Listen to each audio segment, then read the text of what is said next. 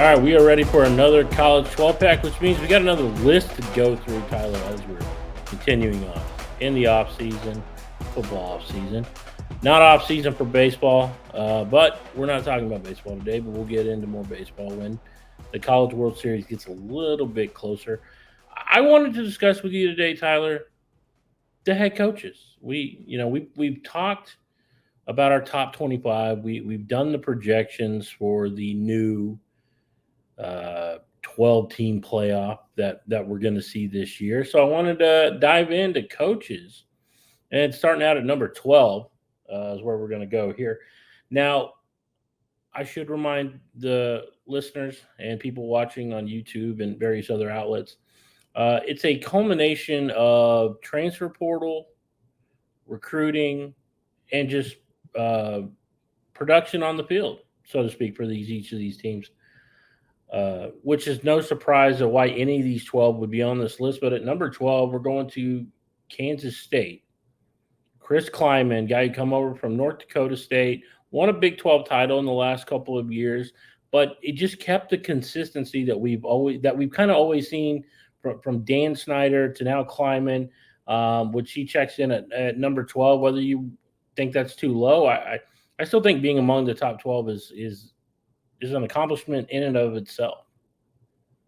100%. And I think, obviously North Dakota State, not the same kind of program as Kansas State from a success perspective, but I think from a, style and challenges perspective, I think there are some similarities. North Dakota State, for being a premier FCS program, is still in Fargo, North Dakota. And so I think both Kansas State and North Dakota State, to be the coach there kind of requires, first of all, premier talent scouting. You've got to be able to identify guys that aren't necessarily getting targeted by the major programs, and you got to look in places that maybe those major programs aren't looking. And I think in a lot of ways he's done those kind of things. I think he's brought North Dakota State to the Big 12, in some ways. I think, has really continued, first of all, the Bill Snyder blueprint of bringing in a lot of JUCO guys. That's kind of always been a part of this program's identity. It's still the case under Kleiman. They're still hitting that really heavily. But I mean, when you look at what he's done, like you said, the consistency, he's won 8 or more games in every season, except for the 10-game COVID season, including a Big 12 title last season, which is not something that Kansas State does all that often. It was their first since 2012, and they only have 3 overall conference titles since 1934. So, I think it's kept the consistency, and, every few years they're in position to maybe push for that higher level of success. And maybe they are again this year, I think. Could be one of the better teams in the Big 12 this season. So I think it just goes to show what kind of coach he is, to have the success in a job like that. I think Bill Snyder's a legend for a reason for how long he was able to do it. And Chris Kleiman has kept that up. Yeah, and you think about like the challenges that he had and when he was at North Dakota State, like I don't know that he could have proved anything else. He won 4 national championships. He took them, I think, to the semifinals the one year that he didn't win it. So, in a span of 5 years, he has 4 titles. Not much more that he could have proved at North Dakota State. Take on the bigger challenge of Kansas State. And it's not too often that we see a coach who jumps up from FCS to the Power 5 or Power 4 now and still sees success. There's usually a learning curve. But with Kleiman, it never seemed to be there. And like you said, the only year they didn't win 8 or more games was the COVID shortened season. But they were 10-4 the year that they won the Big 12 title and beat a TCU team who up until that point had not been beaten all year. And just the job that Will Howard and that team was able to do. I really like what Kansas State represents, and I really think going into this year, they have as good a chance as any to win their second conference title in 3 seasons when you look at what's coming in. Just ahead of him at number 11, we're going to stay in the state. We're going to stay in the Sunflower State. We have Lance Leipold coming in at number 11. And really, the meteoric rise isn't so much a Lance Leipold thing. I think we've kind of seen this come along the way, whether you're talking about what he did at Wisconsin Whitewater, what he did in Buffalo. But it's been a meteoric rise for Kansas, who hadn't won 10 games in a season since 2007. They were 12-1 that year. But if you look at what the job that Lance Leipold is doing, he came really close. He was a couple of plays away last year from going 10-3. When you look at some of their games that they lost, but Lance Leipold's another guy who's really just uh, turned it around when it comes to Kansas football. Yeah, I mean, there's really no other way to say it. He's having a lot of success at what is the hardest job in the Power Five. And maybe that's not, or Power Four, but maybe that's not the case anymore. Like maybe you could argue Kansas isn't the hardest job in the Power Four now. But to whatever extent that is no longer the case, it is directly because of Lance Leipold and the job he's done there. And like you said, it's nothing new for him. I mean, this is a guy who his whole career has been successful. I mean, look at what he did before this. He won 10 games at Buffalo, which even by max standards is a very hard job. And then even before that, won 3 national titles at the Division III level, or 6 national titles at the Division III level with Wisconsin Whitewater. So, and then you look at what he's done at Kansas. Obviously the peak has been 9 wins this past season, but taking that program to back-to-back bowl games, I mean, that is really unthinkable. I mean, I don't think anyone saw a reality where Kansas would be ending up in this position in 2024. And, with Texas and Oklahoma leaving, this is maybe a team that could be poised to compete in the new Big 12. I don't think they're doomed to be a bottom half Big 12 team. I think they really could move to being a contender because ultimately this isn't a broke school. This school has money. They have lots of it. It's just usually historically been spent on basketball. But now we're seeing that start to change. I mean, Lance Leipold has his big extension. They're building a whole new stadium. I've gotten a taste of football success, and now they're starting to put the basketball resources into football. So with that being the case, like, I don't know where the ceiling is here for this program. I think we're kind of pushing new frontiers, and it's all because of, the proof of concept Lance Leipold was able to lay out. And not only that, they can kind of pour into this program because Lance Leipold has continuously turned down other offers. He could have left, and he's said, hey, he's kind of been like Dan Lanning. I like being here. This is where I want to be. And maybe it's as he's getting older, he doesn't want to do the jumping around from team to team every few years, but you have to like that he's stuck with the Jayhawks. They've been loyal to him. They're investing in the program, and we're seeing the proof right now of what he can do. And yeah, I think when you look at the upper echelon of the Big 12 heading into next season, Lance Leipold is a direct reason why Kansas is probably one of the 4 or 5 teams that right now I would say are legitimate contenders to win the Big 12. So no surprise to see Lance Leipold there at number 11. But number 10, we're going to go over to the SEC. We have Brian Kelly, a coach who's won, just as much as anybody at the D1 level, and he's had the taste of the college football playoffs. He's coached Heisman Trophy winning quarterback. We're seeing what he was able to do at LSU and kind of bring some stability after the Ed Orgeron experiment failed. But I think saying that Brian Kelly is a top 10 coach in college football is right, especially when you look at all those zeros that come at the end of his paycheck every year. Absolutely. I think top 10 is easy. I think you could even make an argument that we have him a little bit too low on this list because, I mean, I'd like to correct you for a second here. He hasn't won as much as anyone else in Division One. He's won more. He is now with Saban's retirement, has now become the active winningest FBS head coach. Only 1 game ahead of Mac Brown. Now, it should be more. Obviously, they had, I think, 21 games vacated from those 2 years in 2012 and 13 at Notre Dame. So only 1 game ahead of Mac Brown due to a technicality. But I mean, all he's missing is the Division I national title. He won 2 at the Division II level at Grand Valley State. He's won championships, just not at the FBS level. And I think, that hurts the legacy a little bit here, especially if he goes out without winning one. I think if he gets one at LSU, I think that changes significantly how we will view him. But I still think, I mean, first of all, the most successful Notre Dame head coach in the modern era by a mile. I mean, took him to the CFP twice, took him to the BCS title game. Like, obviously didn't exactly go their way, but I mean, people talk about Notre Dame being overrated. I mean, Notre Dame for decades was not even in the mix for these kind of games. So he had them perennially in the national mix, and he's coming to LSU. And sort of done the same thing. I think back-to-back 10-win seasons when he inherited a roster that had talent, but was thin in a lot of areas. I think they've done a good job. So, like I said, I think he does need that one national title to move up a little higher on this list. But I think it'd be hard to justify having him even lower. And if recent history is any indicator, in all likelihood, he will get that national title at LSU.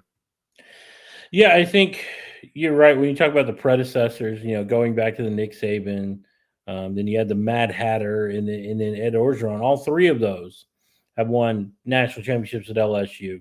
So yeah, the hope was coming to LSU would he would be the next one in line. I think he has a lot of the right pieces. He's just got to fit some new ones in there. And as we've talked about at length, is the Nick Saban no longer being there is going to open up a lot of opportunities for teams just because of what we've come to know and expect of Nick Saban's Alabama rosters. Even what he did at LSU, winning a national championship there before going and winning 6 more at Alabama. He's going to have that opportunity, and much the reason why we have him here in the top 10. And maybe it is a bit low, but a guy that's kind of had his number the last couple times they faced comes in at number 9, and we're talking about Mike Norvell at Florida State. And truth be told, if you'd have told me 2 years ago that I was going to have a list where I had Mike Norvell as a top 10 football coach in college football, I would have thought you're crazy, because up until before last season, I think it was season before last, I thought this guy was about to get run out of town just like Willie Taggart and every other Florida State coach prior to Jimbo or after Jimbo. I mean, it didn't feel like it was going to happen, but he's really turned it around and came within a quarterback injury of playing for a national championship last year. Yeah, I mean, I think what you said at the top is really spot on. I think no one would have thought that this guy would be being featured in lists like this going into 2022. I mean, I think a lot of people have maybe even forgotten, where that situation was. He went, I believe, 3-6 in the 2020 COVID season, and then went 5-7 in 2021. So, I mean, this was like get to 8 wins or you're gone kind of thing last year. And they did that and more, and then had an even better season this year. Obviously, probably would have had a chance to play for a national title if the Jordan Travis injury hadn't happened. Very unfortunate, but I think the outlook here is still good despite the fact that he was a bit of a late bloomer. I mean, I think it's been a really impressive rebuilding job at a school that had some problems. I mean, FSU has had some pretty significant financial pitfalls in recent years. It's hurt them. They're dealing with the stresses of conference realignment, and it's not really working out in their benefit at this exact moment. And in spite of that, I think he's gone out, proven first of all that he's very good in the transfer portal. That's kind of always been the case under Mike Norvell at FSU. And I think in the last cycle or two, I think the recruiting is starting to catch up as well. The high school recruiting, they're doing a lot better in that regard. It was kind of a struggle back in 2022. They're doing way better. I think the success on the field is translating there. So, I mean, I think you look at him, he's got this program in a good spot to be successful. I mean, I think there were pretty legitimate reports that this guy was a target for Alabama. So, I mean, I think if Alabama wants you, I think to replace Nick Saban, I think that says a lot about how he's viewed. And they haven't really gotten over the hump yet of making the playoff and really being a national title competitor. But I think you're going to see that sooner rather than later, probably. Yeah, I think so. And you really have to like with the job that he's doing. And I think if they can, if Florida State can get out of like that ACC contract or find a way to get more money funneled into the program, and they can dedicate those resources, I think you're only going to get better, right? Because you have better facilities, you have better to offer, whether it's NIL or what have you. But again, I mean, now we're seeing this trend where he went 10-3 in year one. He had a big win over Oklahoma in the Cheez-It Bowl. Last year, we talked about, the only loss they had was to Georgia in a game that wasn't really close, but they didn't really have anybody in that game. Had they been in the playoff, without that injury, probably even better. But you still have to look at the trends and the way that things are going. And it's going to be a tough task. I mean, basically, losing Travis and trying to replace him is going to not be easy. But like we've talked about in the past, I think Florida State is as in good as position as any to win the ACC this year. get into the playoff, and who knows? That's really all it's about. Get into the playoff and then see what happens. Yeah, and I Going think into go sorry, ahead. what were you saying?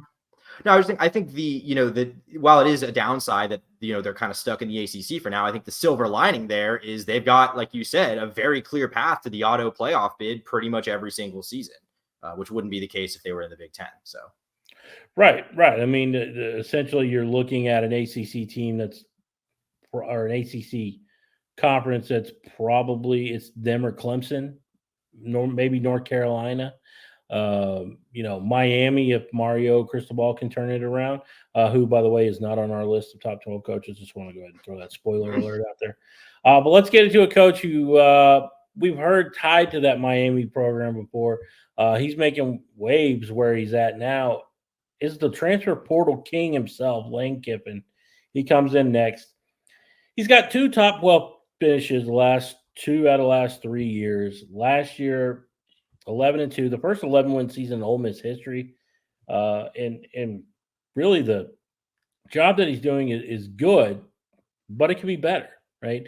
Yeah, the biggest knock on him is the one that you constantly bring up when we talk about him is what big games have you won?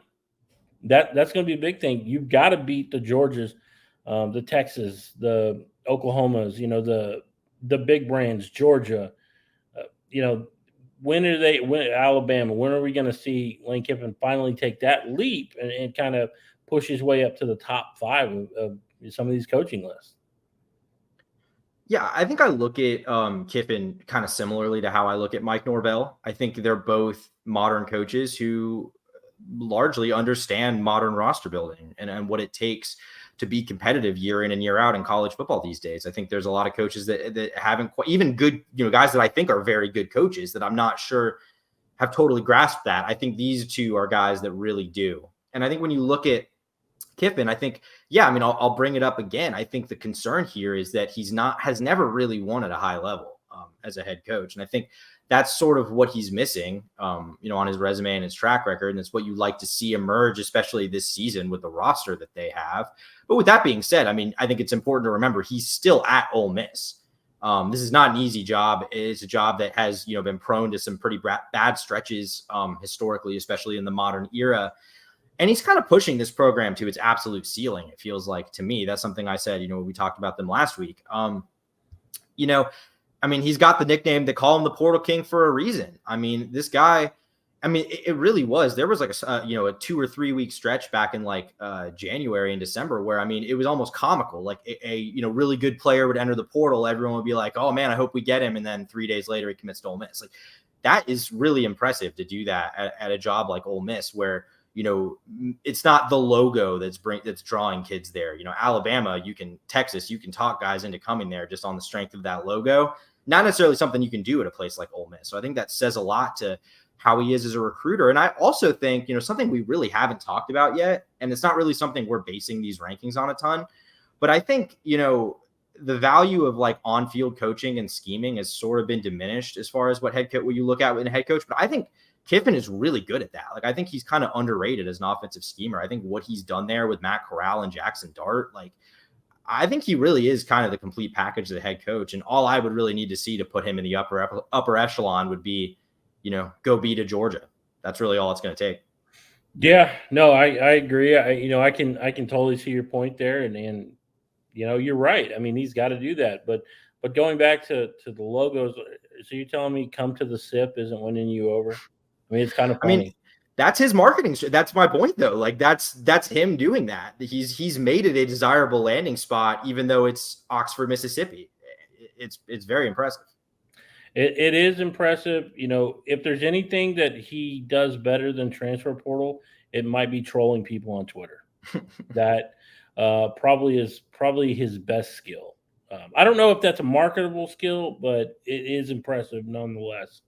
Number 7 is a guy that I wasn't as high on as you were, but I still think this is a good spot. Kalen DeBoer, who's taking over for Nick Saban at Alabama, took Washington to a national championship, obviously came up short. But really the job that he did in Washington was fantastic over the 2-year stretch that he was there. Now he obviously gets a big opportunity here. And I think a lot of the reason why is because of his offensive prowess that he's shown everywhere he's been. It seems like that those offenses do really well. Uh, but this is his biggest challenge yet, and if it doesn't start out great, the natives will get restless. Yeah, and I had DeBoer. I think I had him like 4. I had him in my top 5. But like I've voiced them on the podcast. I have my questions and my concerns about Kalen DeBoer at Alabama, but I think those concerns more have to do with this just the psyche of that fan base, and B, being the guy after the guy. I just think he's found himself in a tough spot, and I'm not saying he won't be successful. I just think it's going to be very challenging. But I don't think any of that has to do with Kalen DeBoer, the football Right. coach, because I think Kalen DeBoer, the football coach, really can't have proven more than he has. I mean, his career record of 104-12. I mean, that's just unbelievable. And that just doesn't seem real. That's like NCAA football video game dynasty kind of stuff right there. And most of that has been at the lower levels, to be fair, but it's not like he hasn't been extremely successful, at the higher levels too. He's a proven winner there. Only 4 seasons of FBS experience, which is, I think, a downside here. Certainly has not been at this level as long as pretty much every other guy we're going to talk about today is. But I think that, it's important to remember that he didn't inherit a good situation at Washington. It was quite the opposite. He inherited a team that went 4-8 in 2021 under Jimmy Lake, a guy who just was not cut out for that job. It was a disaster. And they were in a bad spot, and he came in and he absolutely portaled that thing and turned it around instantaneously. So I think that is, to me, if you want to make like the case for why he's going to go in and be immediately good at Alabama, like it's that. Like he can build, and he can build, at a high level program. So I think all of that with him is proven. I just want to see, how does it work, dealing with, just what that fan base is going to expect succeeding the best coach in college football history. Yeah, I think when you look at Washington, the expectations were very low based on what they had seen under the Jimmy Lake era, which I agree. It was one of those things where he was kind of handpicked to be the successor, and it made you wonder why. I felt like out west in the Pac-12, and I'm not saying you can't be successful as a defensive-minded coach, a la Kyle Whittingham, but I think you need to have a good offensive prowess, and that's why he did so well. And I think that's why he will do good at Alabama. While Alabama has never had trouble bringing in high-powered offenses, but I think you'll see a lot more of kind of what we saw with Sark and Kiffin at Alabama, where you saw those huge numbers throwing the football. They got a 5-star wide receiver in Ryan Williams, who I think is going to be fantastic. And the reason why he's going to be fantastic is the job that Kalen DeBoer is probably going to do with that offense. Now we're going to dip into the top half of our list here, right? And here's a name that I'm higher on than Tyler, and it's well known. We talk about it every time. Dabo Swinney. I'm a Dabo Swinney fan. I'm not a fan of how he handles the transfer portal, though. I will say if he does not correct this, it will be his undoing. Just on the way that the game has changed. But and while this isn't a career achievement to be high on this list, I did factor in the fact that double-digit wins every year up until last year, since he kind of took over that Clemson program. He's been one of the most consistent head coaches. It's just the last couple of years it hasn't looked great under Swinney at Clemson. Yeah, to be clear, I had Dabo in the top 10. I did not have him in the top 5. I really think he was the hardest coach to place on this list, for me at least, because I think it really tests whether you look at this list as forward facing or backwards facing, kind of like what you were saying. Because I mean, I think Dabo is clearly an incredible football coach. I really don't think there's any denying that. I think especially the work he did early in his tenure there, when they hadn't established themselves and were not recruiting consistently at a top 10 level, I think that really showed what he can do. And I think he does a good job of managing limitations. I mean, I think we saw last season that team had a lot of problems, and that could have easily spiraled into something like a 5-7 or 6-6. It didn't. He really got the wheels back on track as much as he could have. I think he does a really good job of overcoming limitations that Clemson has. My problem with Dabo is that I think that most of those limitations are now at this point self-imposed. I think they're because of Dabo that those limitations exist. Sure, do they manage lack of depth and not having elite talent at certain areas pretty well? Sure. Would that be a problem if they just, utilize the transfer portal? Probably not. So that's kind of the issue I have with Dabo. Like, if you're talking lifetime achievement, I mean, he's higher than this even because, he's only one of two active coaches at this point that has multiple national titles. It's just him and Kirby. And one of only, I think, three active coaches that's won a national title at all. So, there's no doubt about what he's done. I just think that it's very unlikely he wins another. And if I'm picking a coach to build my program around, there'd be a lot of guys on this list I would take before him because of that. Hey, and that's understandable. Like I said, it was hard to, like you said, backwards facing, forward facing. It's like a culmination when you try to look at it. But I think that he's done a great job. But I will tell you that he will go further down this list next year if he doesn't turn it around. And I think it's crazy to say a team coming off a 9-4 season needs to turn it around. But the expectation level that he kind of created there in Death Valley, that's on him. But that's where he's got to turn it around. And I think it would be a lot better if he attacked the transfer portal. He brought in players that could help him. That being said, he's done a fantastic job of recruiting, just from a recruiting standpoint, not the transfer portal. When you look at like some of the talented players he's brought in, 5-star quarterbacks, 5-star wide receivers, both of which came from the state of Texas, I might add.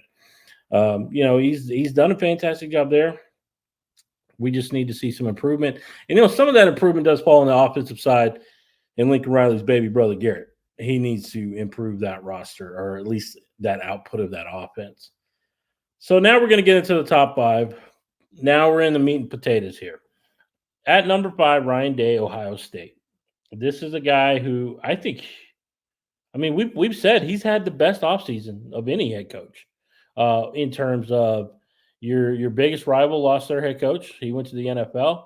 That roster at Michigan doesn't look as loaded and as dangerous as they have in years past. Oh, by the way, they only signed the number 1 player and the number 1 wide receiver who, by all reports, looks like a stud already. And Will Howard is his new quarterback, and he added Quinshon Judkins, and we could go on and on and on. But just the job that Ryan Day does as an offensive mind, I think, is enough to put him in top 5 in this list. Yes, I mean, I really like Ryan Day. I think I've made that pretty clear on the podcast. I think a lot of the frustrations with Ryan Day that have been voiced over the last year or so are pretty absurd.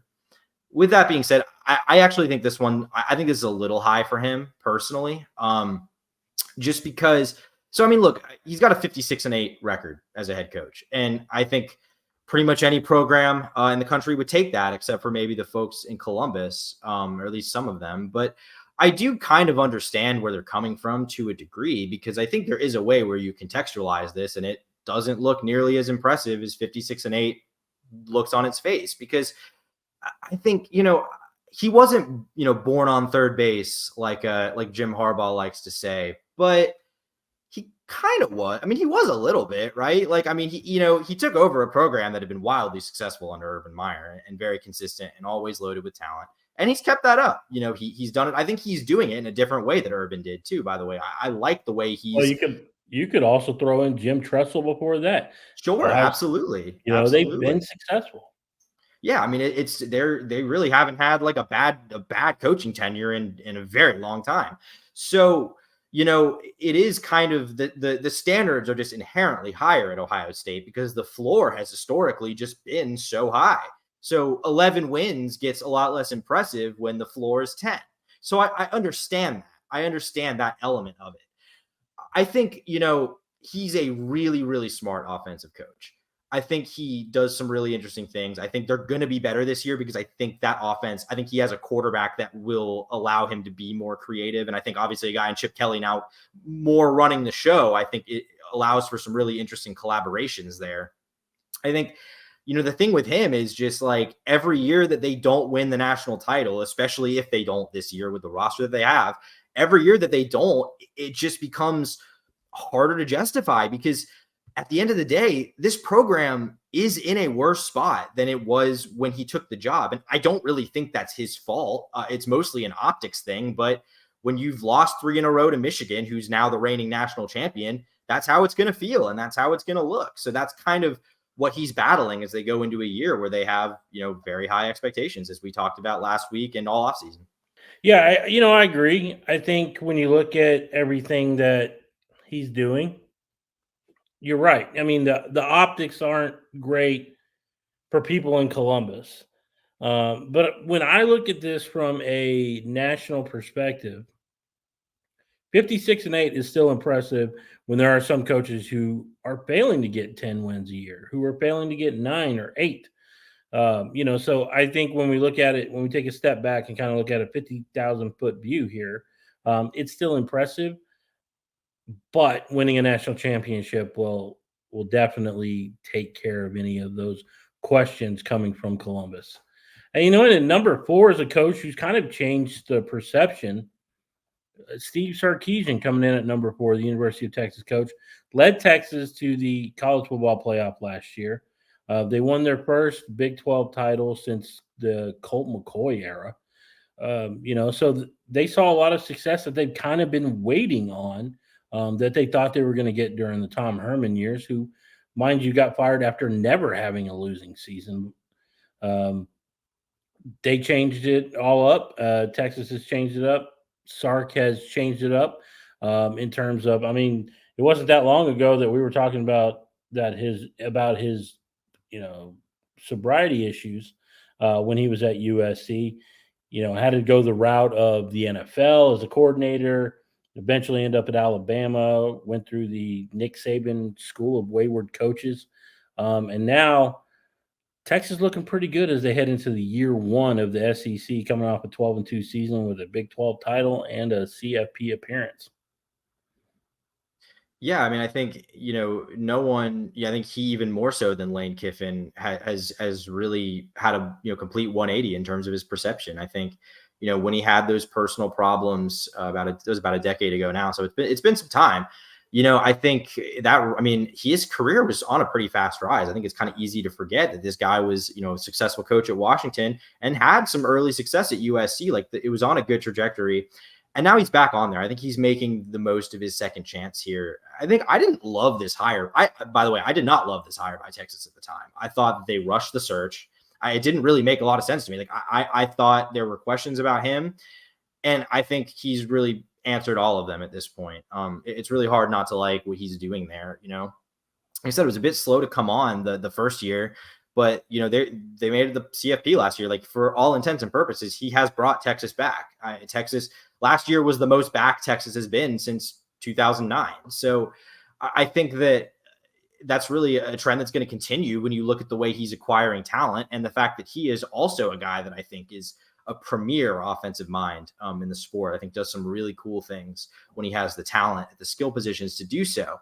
So to me, I think I look at him and I look at the way that Texas is recruiting and using the transfer portal and the fact that they're joining the SEC with the resources they have. Like to me, a national title is coming at some point. I think it's inevitable for Sark, but I think they're going to win a national title with him if they keep doing the things that they've been doing.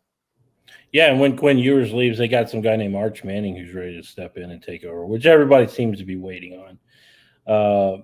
I actually think that he might be the most famous backup quarterback in all of college football. Everybody's just waiting in the wings. That old saying that the backup quarterback is always the most popular player on the team because everybody's like, well, the backup, put the backup in. We'll see what happens. But yeah, you look at Sark and what he's done. He's turned it around, like you said. What he did at Texas, the first couple of years was okay, wasn't great. We saw them, go 8-5 that year, turned it around, going 12-2, winning the Big 12 title for the first time in over a decade. They had played for one before that, but ultimately fell to Oklahoma in that game. But just the job that he's done, the recruiting, the talent level, and just the way that he's able to just, he lost four key players from their offense last year, just portaled and replaced each one of them. Maybe not the same caliber, but guys who can step in and kind of fill that void. Plenty of good, talented players, and I think I agree with you. I think it's only a matter of time before we do see that level of success that we've seen in years past. For a fan base that is desperate for a national title once again. Now we're going to get to the top three, and this coach, you want to talk about meteoric rises? Dan Lanning, guy went from defensive coordinator at Georgia to becoming one of the hottest coaches in college football. He's a coach that'll give you some good quotes. He will shut down some stories if he doesn't like them, but also he recruits well. He's brought a lot of talent to Oregon via the transfer portal for the recruiting. We saw the job that he did with Bo Nix, and I think he changed the perception of Bo Nix coming from Auburn going to Oregon. I really like the way that this guy is doing things, and that's why he's number 3 on our list. Yeah, so Lanning's really, like, as I was kind of thinking about it when we were preparing, Lanning's kind of the first coach to really emerge from the Kirby Smart coaching tree. I mean, obviously there were guys that were under him at Alabama, and Lanning was too for 1 year as a GA in 2015. But really, a guy that Kirby identified and Kirby developed, and now I think is doing some really impressive things, early in his head coaching career. But you can see the blueprint. I think he brings a lot of energy to the table like Kirby does. He recruits like Kirby does. I mean, to be honest with you, if you asked me to like pick a coach to build a program around, for the next 20 years, 15, 20 years, and I couldn't pick Kirby, I might pick Dan Lanning. Like, I really think that this guy has the potential to be that good. Just from the early returns we've seen at Oregon, I think, acquiring talent there at really like an SEC level. And even when Oregon was very good under Chip Kelly and others, like, they weren't doing that. This is brand new for Oregon. They have money, but again, it's never really been utilized the way it's being utilized right now. I think their offseason, like we've talked about in the last couple of weeks, was probably the best of anyone outside of Ohio State. So you really have to like, the way they handle this. I think he can handle the CEO elements of the job. And I like a lot of his coaching decisions too. I think he got flack for some of those 4th down decisions last year in that Washington loss. The first one, I didn't agree. I think those were good decisions for the most part. I like that he's aggressive. I think, again, a guy that it kind of feels like a title is going to come at some point if he stays in this job. Yeah, you look at what he did. He won 22 games over the first 2 years of his tenure. So also we're putting a guy in the top 3 after just 2 seasons as a head coach. But like you said, we talked about what he did, and he got the Fiesta Bowl win last season. We talked about Bo Nix, but he goes out and he gets Dylan Gabriel, a very accomplished quarterback. And he goes out and gets one of the probably best weapons at wide receiver in terms of dynamic playmaking ability in Evan Stewart, to get him to leave Texas A&M and actually get utilized in the way that he probably should have this whole time. And I believe Evan Stewart was actually looking to go to Oregon in the first place. I think he decommitted. I don't remember the whole story. But now he's got Evan Stewart, who can be a replacement for Troy Franklin. And again, just like Sark, Lanning just goes into the portal and places a guy. Oh, and by the way, he found his quarterback of the future by getting Dante Moore to come back to Oregon after he was originally committed there, goes to UCLA, and now he's in Eugene. So, ultimately, the things that we talked about, winning on the field, recruiting, and transfer portal, and check for Mr. Dan Lanning at number 3. Yeah, absolutely. I mean, I think that, again, there's definitely, I think, probably more projecting going on here than with any other coach on this list that we're going to talk about, just by virtue of the limited sample size. But like, I've seen literally nothing. Like, I really don't have any red flags with Dan Lanning right now. I think any red flags I would have would be more about where Oregon's ceiling is as a program than they would be about Dan Lanning. Absolutely. And I think when we go to number 2 here, this is a coach for me who I love talking about, and I just feel like he does not get the national respect that maybe some of these other guys do, maybe because he hasn't won a national championship.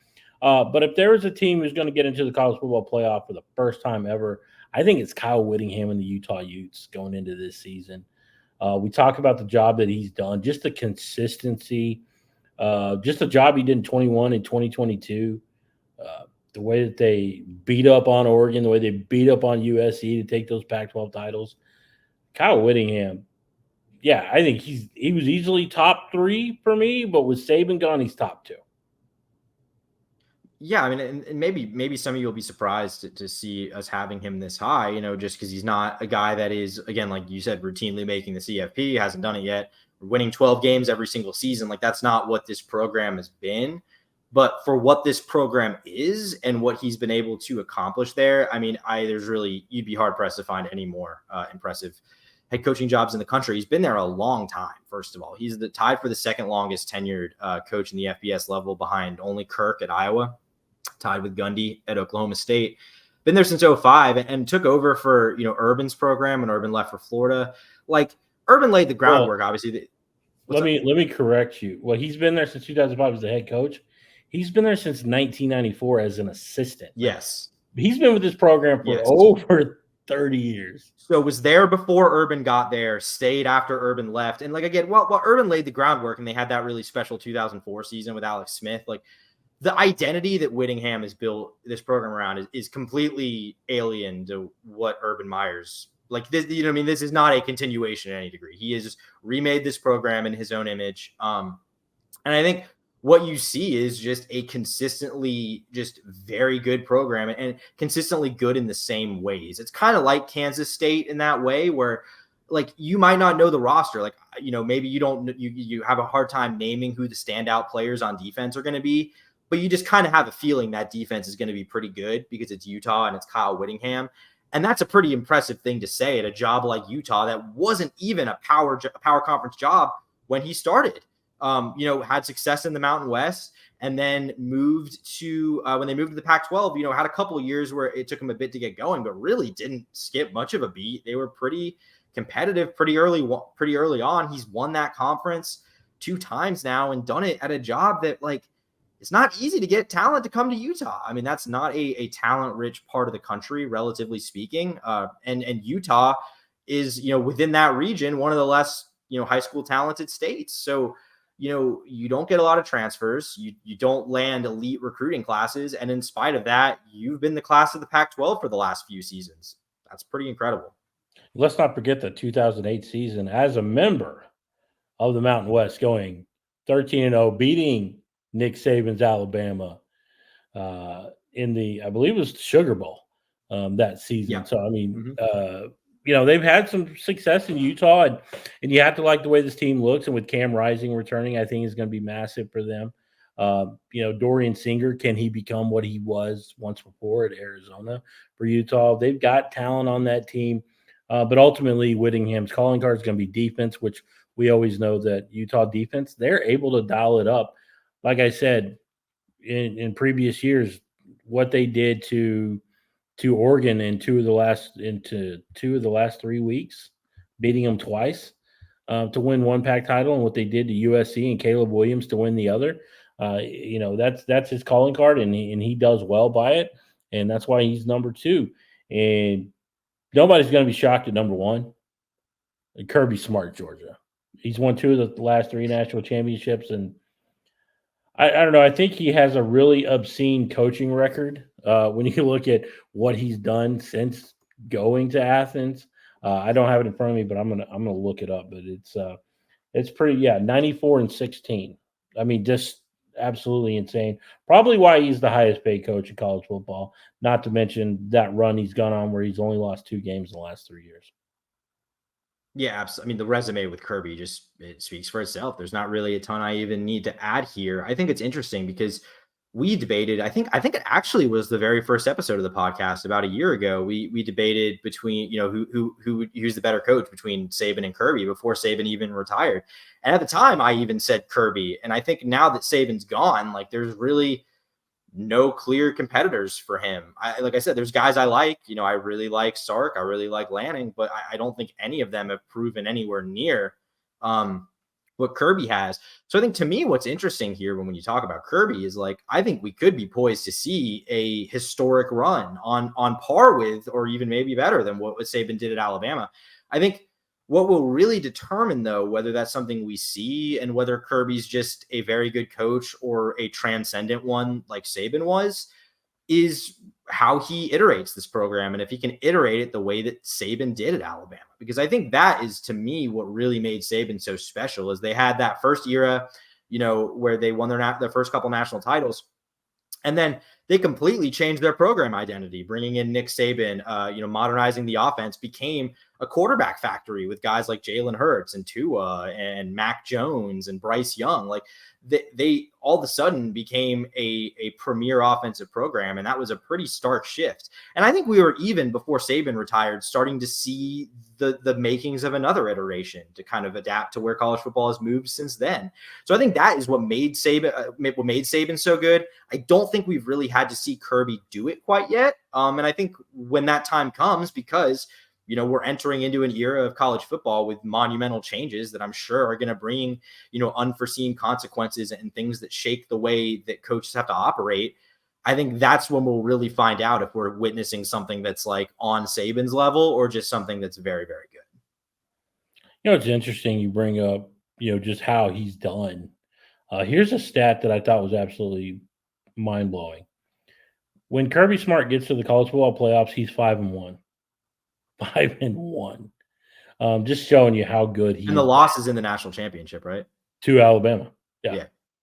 Yeah, that I believe it was that the game that Tua came in. That was the Tua overtime game. Yeah. Right. Yeah. So that was the only time that he's lost in the college football playoff, which just speaks to there are certain coaches who are great regular season coaches, and then you see them get to the postseason and they're not that great.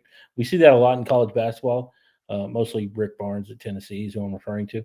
But like Kirby goes to another level when he gets into the college football playoff. And I've heard some of his speeches. That man will make you run through a wall. It's amazing the job that he's done, and how he came from that Nick Saban tree. And now we're just seeing it. It's a continuation of the Nick Saban era, just at a different team. And I know as a Florida guy that hurts you to see Georgia doing so well. But you have to applaud the job that they are able to do. And, now with the 12-team playoff, we're going to see a lot more opportunities, and we'll see if that dominance in the college football playoff continues for Kirby. But that's going to do it for this edition of the College 12-Pack. We did the coaches this week. Next week, return with Tyler and myself as we break down our top quarterbacks heading into the 2024 season. I'm pretty sure there's going to be a lot of good debate going on for that one. But for Tyler, I'm Patrick. We'll see you next week.